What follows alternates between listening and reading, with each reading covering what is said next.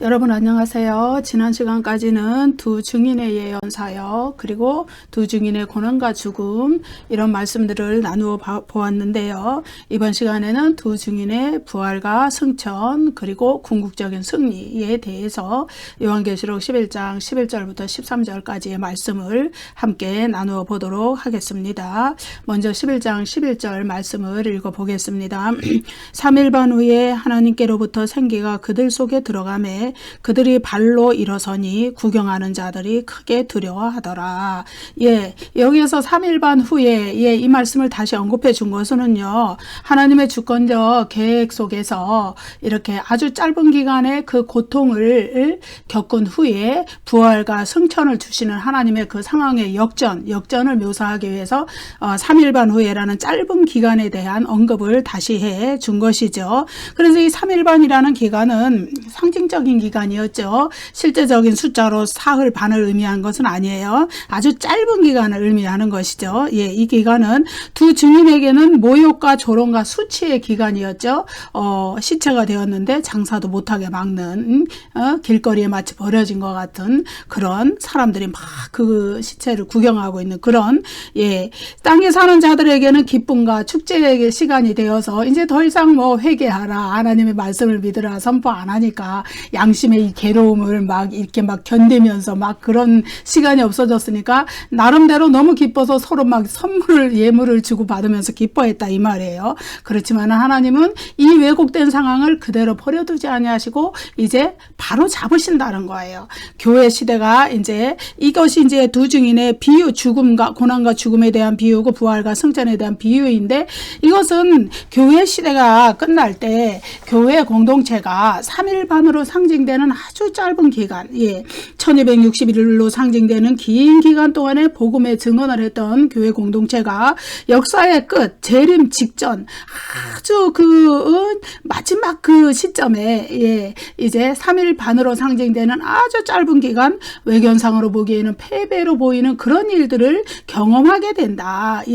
이것은 요한계시록 20장에서는 사탄이 곡과 마곡을 모아서 성도들을 총공격하는 그런 아마겟돈 전쟁으로 나타난다, 이렇게 말씀드렸어요. 하지만 하나님은 그것을 그대로 버려두지 아니하시고 그것을 곧 회복시키신다. 그래서 그리스도의 재림이 이루어지고 모든 상황이 역전이 되는 그런 상황이 나타나게 된다는 거예요.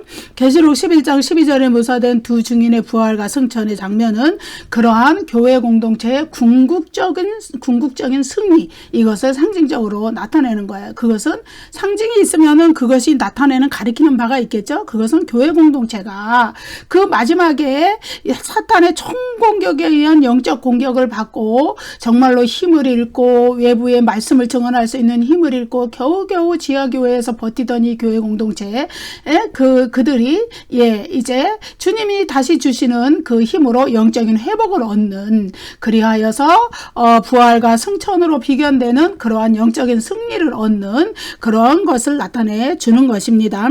하나님께로부터 생기가 그들 속에 들어가매 그들이 발로 일어서니, 이 두 증인의 부활 장면이죠. 이것은 이제 하나님이 생기를 두 증인에게 불어넣어 주어서 부활시킨다고 말씀하시는데요. 하나님은 흙으로 사람을 지으셨죠. 창세기에 보면은 생기를 그 코에 불어넣으시고 그 생기로 말미암아 사람의 생명이 되었다. 그래서 창세기 2장 7절이죠. 그래서 사람은 생명이에요. 생명이라는 의미는 뭐냐? 하나님의 영이 우리 속에 계신다는 의미예요. 그래서 그 두 증인에게 그 하나님의 생기, 성령, 하나님의 영이죠.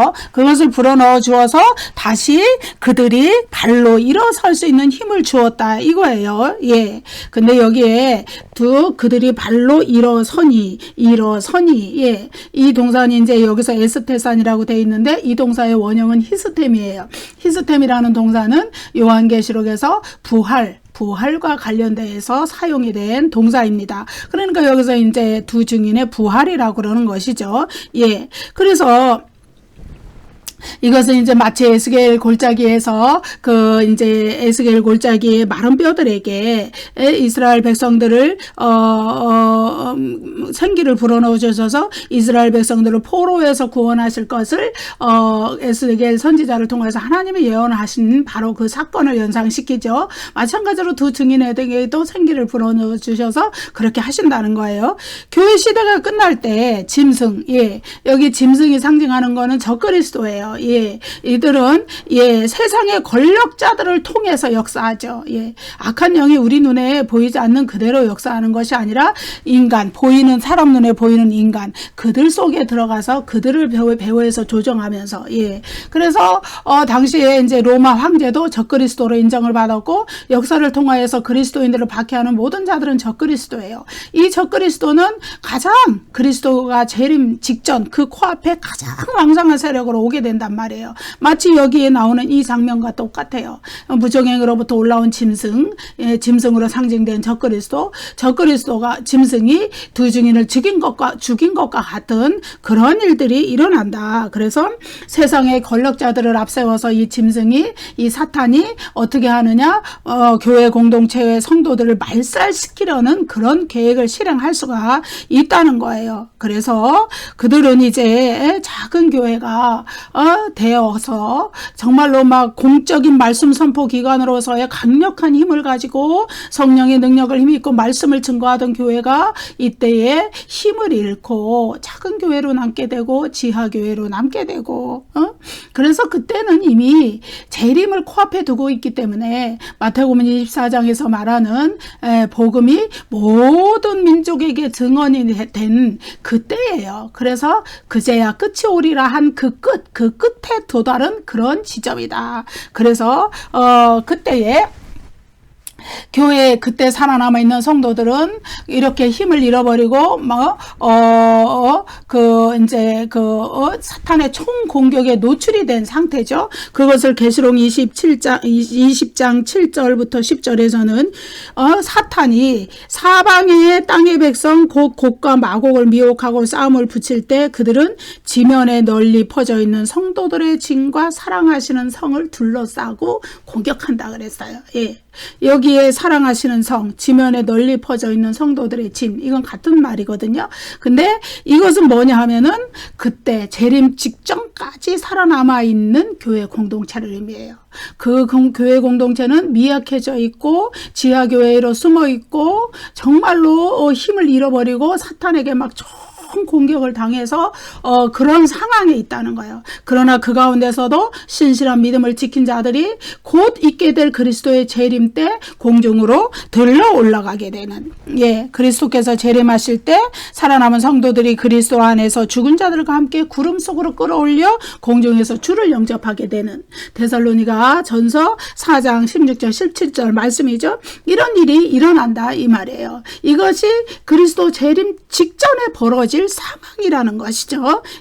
그래서 하나님은 이 두 증인으로 비유되는 교회 공동체에 다시 영적인 힘을 불어넣어 주셔서 영적인 생기를 불어넣어 주셔서 그들을 살려내신다 이거예요. 영적으로 회복시켜 주시고 힘을 주시고 그때 살아남은 성도들은 공중으로 끌어올려 주님을 영접하게 하는 그런 역사가 나타난다.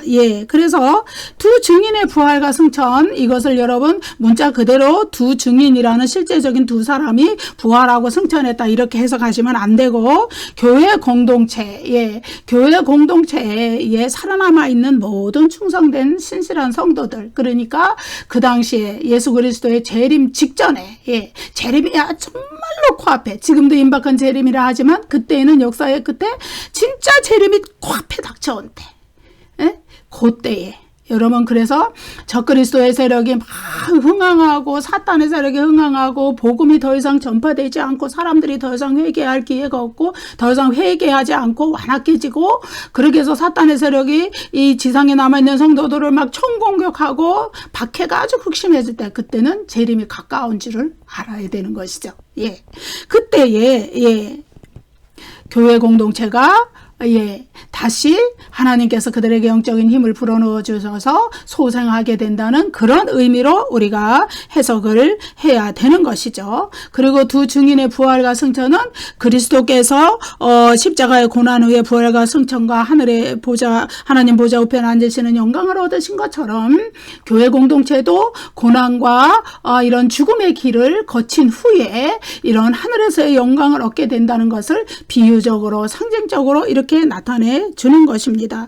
그리스도께서 고난 후에 영광을 얻으셨듯이 교회 공동체도 고난 후에 영광을 얻게 돼요. 그리스도께서 재림하시면은 교회가 가진, 교회 공동체가 가진 생명, 종기, 능력, 영향력 모든 것이 다 회복되는 것이고, 그것을 본 그 불신자들, 악한 자들, 사탄의 조종을 받은 자들은 두려움에 떨게 되는 것이죠. 예.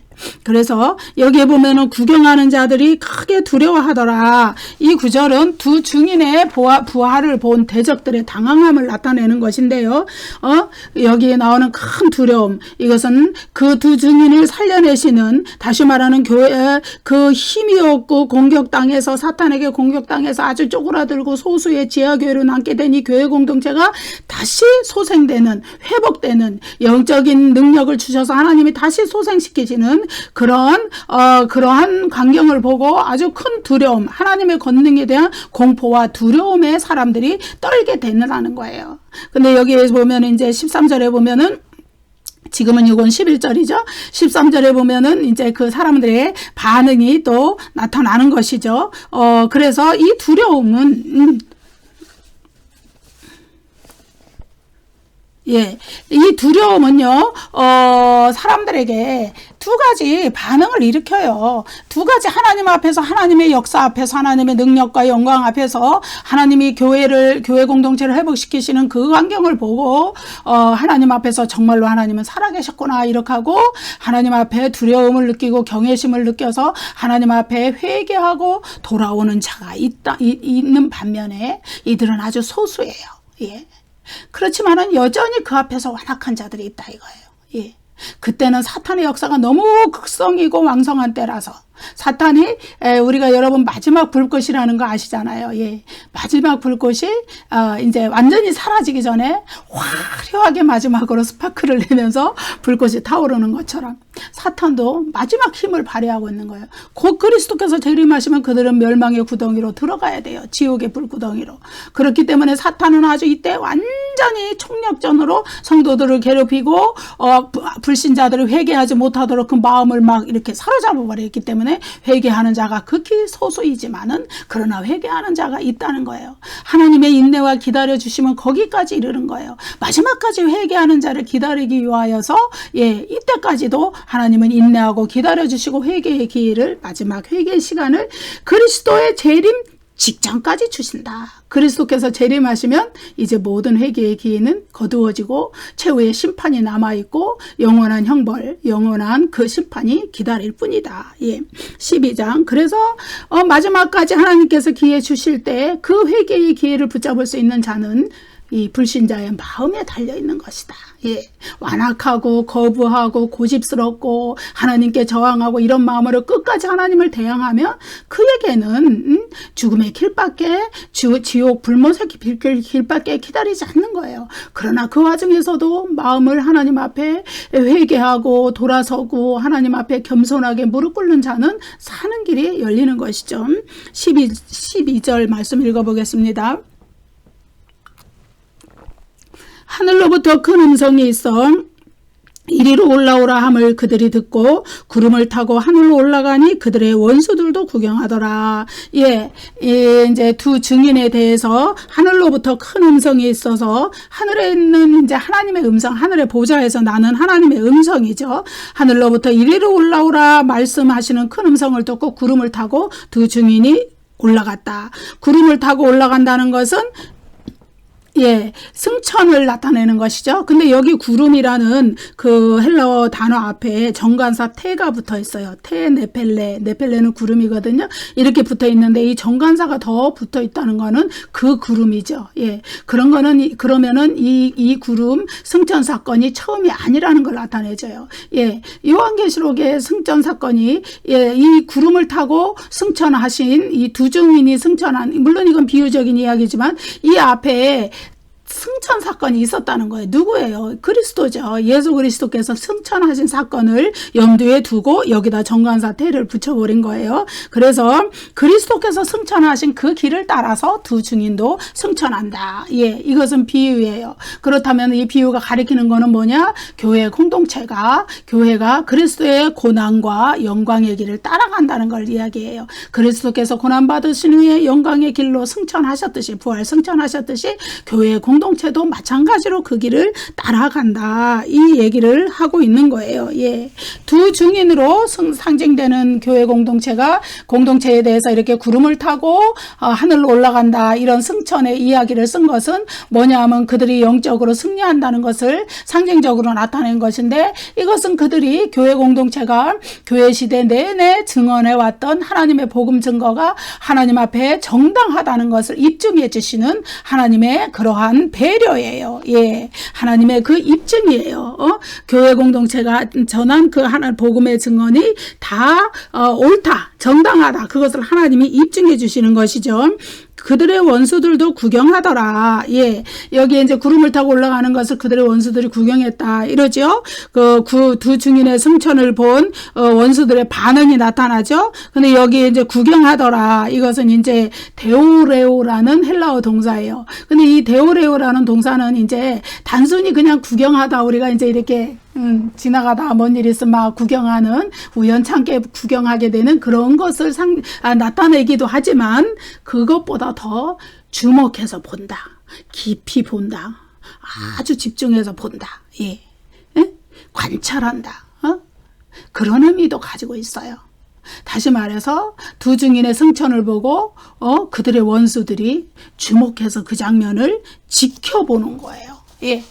그래서 그들은 그 두 증인의 원수들은 그 두 증인이 죽었을 때 축하하고 막 서로 예물 보내고 기뻐하고 잔치 벌이고 이랬잖아요. 그랬던 자들인데 그 막 죽었던 자들이 살아서 일어나서 승천한다. 그것을 보고 야, 이거는 하나님의 역사다, 하나님이 살아계시구나 하고 두려움이 엄습해 오면서 그 두 증인의 그 부활과 승천을 아주 주목해서 봤다.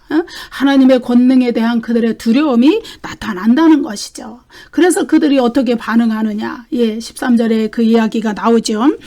계시록 11장 12절과 이제 11절 12절에서 이 승천에 관한 이야기가 나오는데, 이 이야기는 이제 물리적으로 실제로 구름을 타고 하늘로 올라가는 그 물리적인 이동을 의미한다기보다는 성령 안에서의 영적인 이동을 나타내 주는 말씀입니다. 이것은 이제 요한계시록에서 성령에 의해서 사도 요한이 움직여가는 그런 장면들을 보면 알 수 있는데, 몇 구절을 우리가 조금 보겠습니다.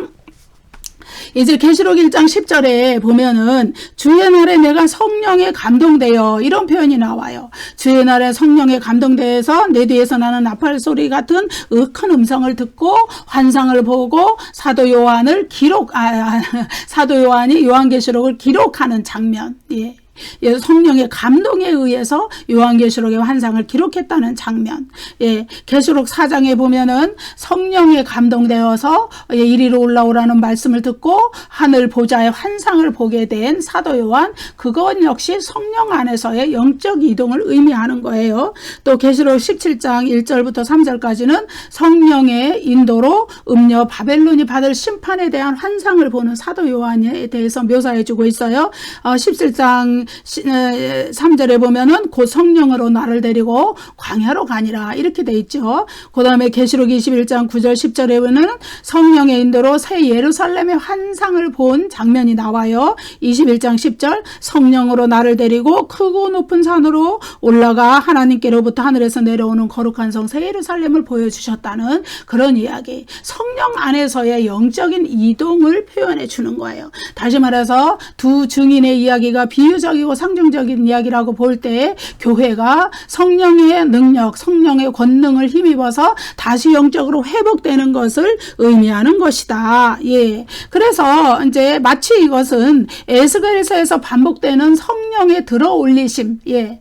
에스겔서에 보면은 성령께서 에스겔을 들어올려서 환상을 보게 하는 그런 장면들. 예. 그런 것과 같은 거예요. 그래서 성령 안에서 환상을 보는 거. 예. 그런 것이죠. 그래서 성령의 역사하심에 의해서 예. 그래서 하나님께로부터 생기가 그들 속에 들어가매 이 구절 생기, 하나님의 생기, 하나님의 영이에요. 하나님의 성령이에요. 성령이 다시 교회 공동체에게 부어지니까 그들이 영적으로 부활 승천하는 것 같이 그들의 영이 다시 회복되고 소생되고 힘을 얻고 교회 공동체가 다시 살아나게 된 그런 이야기를 이렇게 비유로 두 증인의 부활과 승천의 비유로 이야기했어요. 성령이 사도 요한을 영적인 영역으로 성령 안에서 이끌어서 하늘의 환상을 보여주시고 크고 높은 산으로 데려가서 또는 광야로 들어가서 새 예루살렘의 환상을 보여주시고 광야로 가서는 바벨론의 환상을 보여주신 것처럼 여기에서도 하나님의 생기가 두 증인에게 들어가서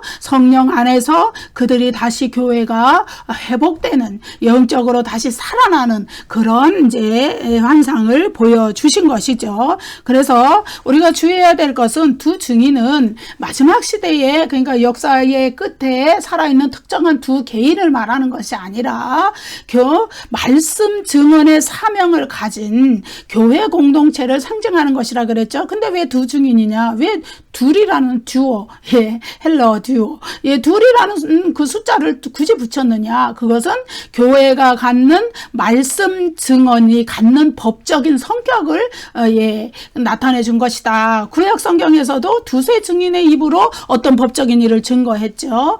마찬가지로 또 복음서에도 예수님도 두세 증인의 입을 말씀하셨고 또 그 사도 바울도 그런 이야기를 하셨죠. 그러니까 최소한 법적인 근거를 갖는 법적인 증거, 이것은 둘이 있어야 된다 이거예요. 그러면 왜 이들에게 법적인 증거가 갖는 두 증인이라고 그랬느냐? 예, 왜 법적인 증거가 필요했냐? 곧 있으면 닥칠 그리스도의 재림, 그리고 그것과 더불어서 이들에 대한 최후의 심판이 열리게 되는데 이 최후의 심판의 법적인 근거가 바로 두 증인이 증거한 하나님의 말씀 선포라는 거예요. 교회가 증거한 하나님의 말씀 선포예요. 그것을 듣고도 믿지 않은 것이 그들이 최후의 심판에 심판받을 근거가 된다. 그래서 그 증인, 증거, 증언의 역할을 나타내는 그거로서 둘이라는 상징적인 숫자를 붙여서 두 증인이라 한 것이지 이것은 교회 공동체를 가리키는 것이다. 우리가 이렇게 다시 정리하고 넘어갔으면 좋겠습니다.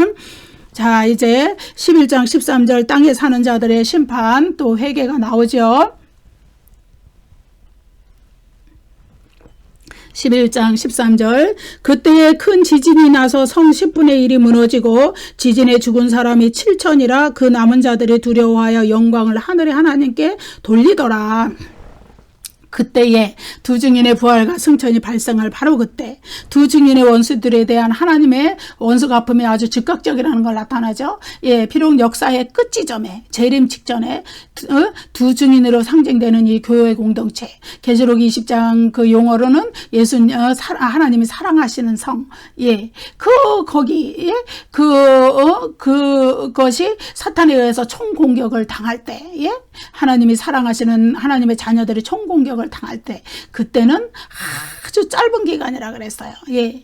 초림과 재림 사이에 온 세상에 복음이 전파되는 긴 기간에 비해서는 그 끝 기간은 교회 공동체가 사탄의 총공격을 받아서 힘을 잃어버리고 말씀 복음 선포도 할 수가 없고 지하교회로 숨게 되고 아주 그 힘든 상황, 그 상황에서 어떻게 하냐면은 하나님이 다시 그 교회 공동체에 힘을 불어넣어줘서 교회 공동체가 영적으로 회복되고 성령이 충만하고 그런 때로 이렇게 회복시켜 버리신다 이거예요. 그래서 바로 그때에 그렇게 회복시키고 난 직후에 어떻게 하느냐, 지진이 나고 성신분의 일이 무너지고 심판이 시작되는 거예요. 그들에 대한 두 증인을 박해하고 그 공격한 사탄에 대한 심판이 시작이 된다. 이거예요. 그래서 이제 여기에 큰 지진이 나서 이 구절은 이 종말론적인 심판의 역할을 나타내는 상징적인 묘사인데요. 이것은 이제 주로 이제 그 최후의 심판과 연결이 돼 있어요. 우리가 이제 큰 지진이라는 표현이 나타난 것은 요한계시록 6장 12절, 11장 13절, 16장 18절이거든요. 6장 12절은 이제 여섯째인 심판, 여섯째 심판도 최후의 심판이라고 했어요. 거기에 나타나는 것이고, 그 다음에 16장 18절은 일곱째 대접 심판, 여기에도 큰 지진이 나타나요. 이것도 최후의 심판이죠. 그리고 일곱째 나팔 심판에는 큰 자는 안 붙어 있지만 지진이라는 말이 나오죠. 이것도 최후의 심판이에요. 요한계시록의 점진적 반복 구조에 의해서 어떻게 해요? 계속 반복적인 현상들이 묘사가 돼 있는 것이죠. 이것들은 모두 최후의 심판 때 발생하는 상황이에요. 단지 계시록 11장 13절의 큰 지진 이것은 최후의 심판 때 발생하는 사건은 아니에요.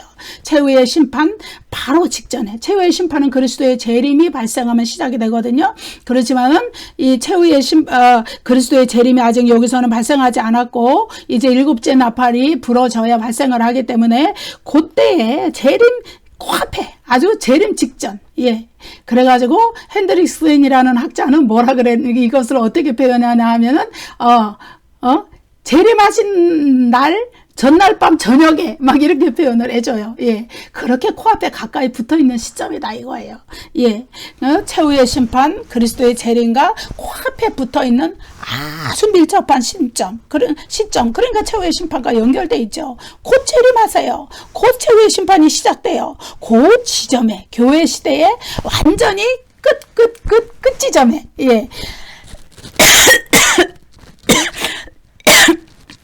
이 11장 13절의 일이 발생을 한다. 그 이야기입니다. 그렇지만은 이제 역사의 마지막 시기죠. 마지막 시기. 재림과 최후의 심판에 아주 이렇게 딱 붙어 있는, 맞닿아 있는. 그렇지만은 아직은 최후의 재림이 이루어지지 않았고, 최후의 재림이 이루어지면 최후의 심판, 일곱째 나팔 심판이 이루어지는데, 그 직전의 시간, 아직은 교회 시대의 끝, 여섯째 나팔 심판 시대의 끝, 그때에 붙어 있단 말이에요. 그렇기 때문에 그것은 왜 중요할까요? 그것은 아직은 최후의 심판이 일어나기 직전이라는 이 의미는 왜 중요할까요? 중요해요.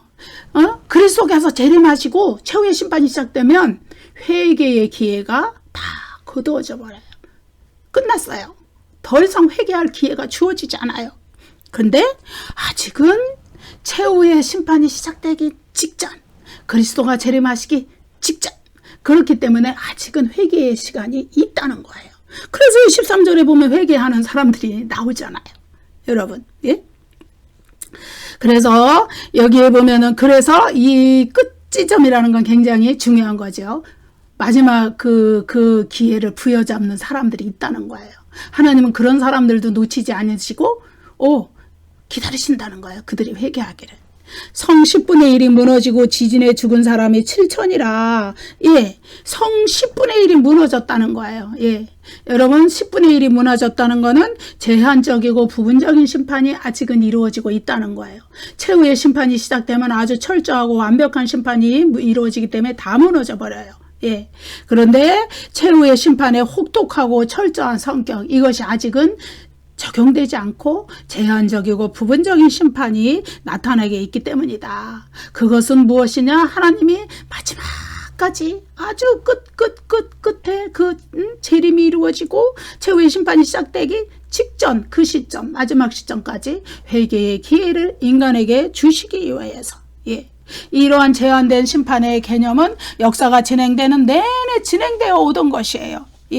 3분의 1이 죽고 4분의 1이 죽고 얼마가 심판을 받고 이런 의미는 그것을 심판을 본 남은 자들이 회개하게 하기 위한 하나님의 은혜와 사랑의 표현이에요. 하나님은 그래서 교회 시대가 진행되는 내내 부분적인 심판, 제한적인 심판을 행하시면서 그것을 본 사람들이 회개하게끔 그것을 기다려 오셨어요. 마지막 순간까지도 하나님을 대적하고 교회 공동체의 성도들을 대적하는 그런 원수들의 회개를 하나님은 기다리고 계신다는 거예요. 그래서 성 10분의 1이 무너졌다. 이것은 부분적이고 제한적인 심판이고 그것은 하나님이 주신 회개의 기회가 아직은 남아있다는 것을 나타내는 것이죠. 근데 여기서 성 10분의 1, 이것을 이제 계시록 11장 8절에서는 큰 성이라고 불렀죠. 이 큰 성은 또 뭐라고 설명이 되어 있냐면은 그 성은 영적으로 하면 소돔이라고도 하고 애굽이라고도 하니 영적으로 하면 그랬잖아요. 이건 문자적으로 그대로 성이라고 해석하면 안 된다는 거예요. 영적으로, 비유적으로, 상징적으로 해석해야 된다는 거예요. 비유적으로 해석할 때 그 성은 영적인 소돔이고 영적인 애굽이고 영적인 로마고 영적인 예루살렘이에요. 그것은 뭐냐 하면은 하나님을 대적하는 죄악의 도시들, 전 세계에 흩어져 있는 그런 죄악의 도시들, 그런 도시들을 이야기하는 것이고 하나님께 적대적이고 하나님을 대적하고 회방하고 방해하던 자들이 무너져 내리는 것을 의미하는 것이죠. 죽은 사람이 7천이라 이 말은 무슨 의미냐 하면은 하나님의 완전한 심판을 상징해요. 여러분 최후의 심판만이 완전한 심판이 아니죠. 역사 속에서 진행되는 첫째, 둘째, 셋째, 넷째, 다섯째, 여섯째 나팔 심판도 다 완전한 심판이에요. 완전한 심판이지만 아직 최후의 심판은 아닌 거예요. 하나님의 심판의 완전성, 하나님의 심판의 그 무결성 이런 것을 상징해 주는 거예요. 7이라는 숫자는 요한계시록에서 완전함이나 충만함을 상징하는 완전수이고 1000이라는 숫자는 완전성과 무한성을 나타내는 상징적인 숫자예요. 이 둘을 곱해서 7000이라는 숫자가 나타났고 비록 아직은 최후의 심판이 아니라서 부분적이고 제한적인 심판이 세계 도처에서 일어나고 있지만 그 심판 자체는 하나님의 완전한 심판이라는 것을 7000이라는 숫자가 나타내 줍니다. 그 남은 자들이 두려워하여 영광을 하늘의 하나님께 돌리더라. 이 구절은 이제 그 심판을 보고 죽지 않고 남아있는 사람들의 반응을 묘사한 것이죠. 그것을 본 사람들의 그 마음에 두려움이 엄습해 왔어요. 하나님이 하신 일에 대한 두려움, 경외심, 두려워하며 떨며 하나님을 막 바라보는 그런 마음이 막 생겨나기 시작했어요. 하나님은 전능하신 능력으로 복음을 증언하다가 죽임을 당한 짐승에게 죽임을 당한 두 증인을 살려내시고 승천시키셨어요. 두 증인의 원수들은 그러한 변화를 주목해서 보았고 마침내 그들의 마음에 심경의 변화가 생기기 시작했다 이 말이에요. 여러분, 이것은 무슨 얘기냐 하면은 교회 공동체를 사탄의 추종자들이 사탄과 그 세력들이 아주 총공격해서 교회 공동체가 정말로 막 가라앉고 힘을 잃고 복음도 증언하지 못하고 막 지하교회로 숨어서 절절절절 매고 막 이렇게 왜소해져 작은 교회로 축소되었는데 하나님께서 세계 도처에 있는 교회 공동체에 성령의 능력을 다시 확 부어주셔서 하나님의 생기를 다시 부어주셔서 그들이 다시 힘있게 살아나서 복음을 증언할 수 있는 힘을 얻는 그런 상황을 이야기해 주죠. 그런 것을 보고 두 증인의 마음에 변화가 두 증인의 그러한 변화를 본 교회 공동체의 그런 변화를 본 사람들의 마음에 심경에 변화가 생기기 시작했다.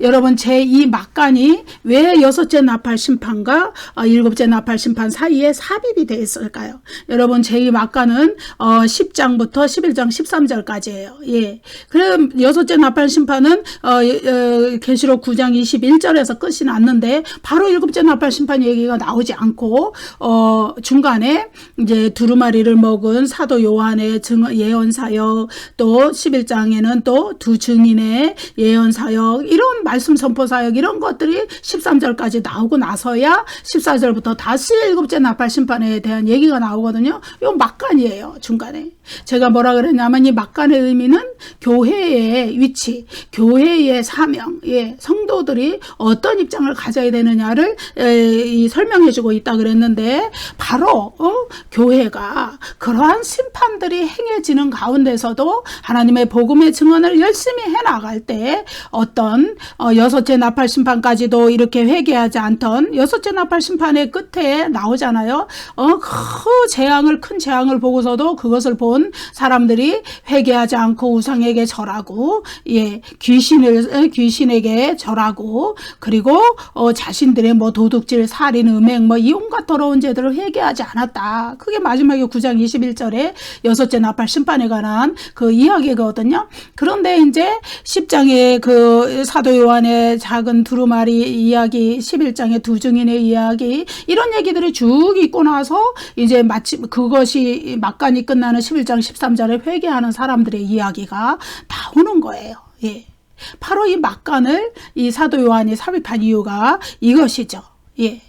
그들이 여섯째 나팔 심판까지도 회개하지 않았지만 마지막 그 재림을 앞둔 직전의 신천, 이제 이 재림하면 최후의 심판이 열리고 그들의 길은 이제 불못으로 지옥으로 갈 수밖에 없는 마지막 지점, 그 마지막 지점에서 회개하는 사람들이 생겨난다 이거예요. 재림이 도래하면 모든 회개의 기회는 거두어지는데, 그때는 이제 더 이상 뭐 어떻게 할 수도 없어. 후회해도 소용없어. 모든 기회는 다 지나갔다. 회개의 기회는 다 지나갔다. 그렇게 되는데, 그거를 앞둔 바로 앞 시점에 이렇게 회개하는 사람들이 생긴다. 그래서 교회의 복음 증거는 아무리 사탄의 공격이 맹렬할 때에도 계속 진행되어야 한다. 그것을 나타내 주죠.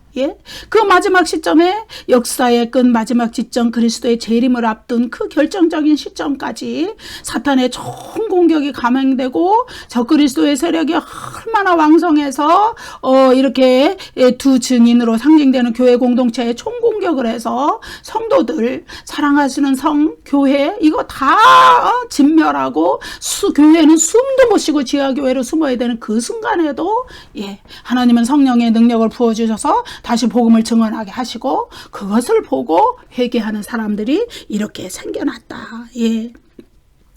복음의 위대함이죠. 하나님께서 우리에게 주신 복음의 위대함, 하나님께서 또 인간을 얼마나 사랑하시고 얼마나 구원하시고자 하는 그 사랑이 넘쳐나는지를 우리가 이렇게 볼 수 있는, 발견할 수 있는 그런 지점이죠.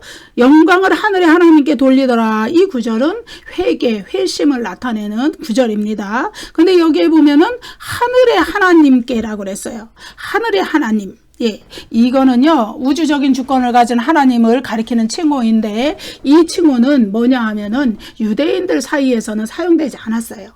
유대인들 사이에서는 여호와 하나님, 여호와라는 명칭이 사용됐죠. 하늘의 하나님이라는 이 칭호는 유대인과 비유대인들 사이에서, 혹은 비유대인들끼리, 자기들끼리 이렇게 불렀던 호칭이에요. 그 얘기는 이게 뭐냐 하면은 이 복음 전파가, 마지막 복음 전파가 계시록 11장 13절에 회심하는 성령의 능력을 다시 받고, 두 증인의 부활 승천은 교회가 성령의 능력을 다시 받고 다시 힘을 얻는 그것이라고 그랬죠. 근데 성령의 능력을 다시 받고 복음을 증언하는 그것을 듣고 하나님께 영광을 돌리는, 하늘의 하나님께 영광을 돌리는 사람들이 누구냐? 백성들과 족속과 방언과 나라 중에서 나온 사람들. 이게 어디에 나왔냐면 계시록 11장 9절에 나왔죠. 그 사람들, 다시 말해서 세계 도처에서 이런 일이 일어난다는 거예요. 유대인에게만, 예루살렘에게만, 이스라엘에게만 아니에요. 여기 보면 백성들과 족속과 방언과 나라 중에서 온 사람들, 이들은 두 증인의 예언 사역을 들었던 사람들이고 고난과 죽음을 목격했던 사람들이고 부활과 승천을 보았던 사람들이다. 그 사람들, 전 세계에서 흩어져서 교회 공동체의 복음의 증언을 들은 사람들, 예, 그런 사람들에게서 회개하는 사람들이 생겨난다는 이야기죠. 그것은 이제 요한이 이제 그들은 내가 많은 백성과 나라와 방언과 임금에게 다시 예언하여야 하리라, 이 말씀이 이제 두 증인의 예언 사역을 통해서 성취되었다는 것을 나타내줘요. 예.